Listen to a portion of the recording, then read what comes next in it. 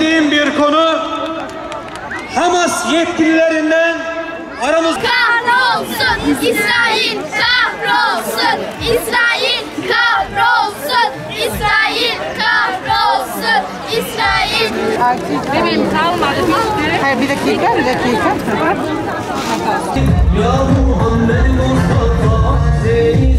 Vallahi Hz. Muhammed için bugün de bir etkinlik olduğunu duyduğum için de hemen geldim.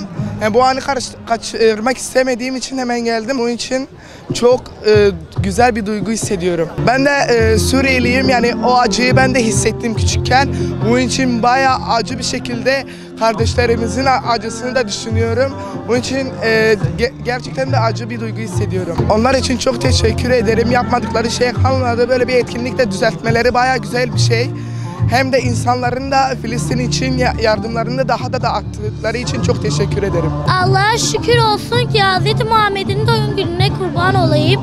Keşke sanki ben onun yerindeymişim ki ben doğum gününü kutlamışım. Diyelim ki ey ahali, Muhammed'in doğum günü var, kaçırmayın bu düğünü, mutluluğu. Gelin hepinize bu mutluluğu da görün. Allah onların cezalarını verecektir. Keşke biz onların yerinde olsaydık, onlar acı çekmeseydi, biz çekseydik acıları. Bugün peygamberin doğum gününü kutlamak için geldim.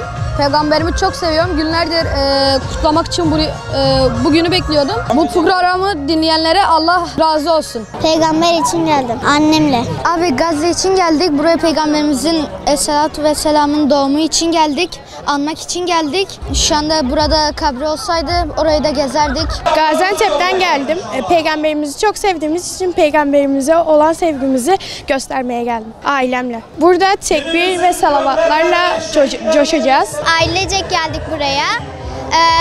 Burada peygamberimizin doğumunu kutlamak için Filistin'de olan savaşları ve zalimce olan şeyleri, onların yanlış olduğunu söylemek için, oradaki mazlum insanları duyurmak için buraya geldik.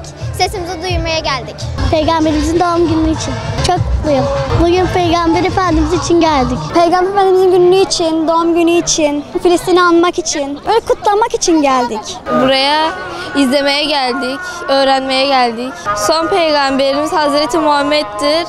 Bunları öğrenmemiz gerekir. Öğreniyoruz bunları. Peygamber Efendimiz kız çocuklarını çok severdi. Onları diri diri gömenleri sevmezdi. Bundan dolayı biz de seviyoruz onu.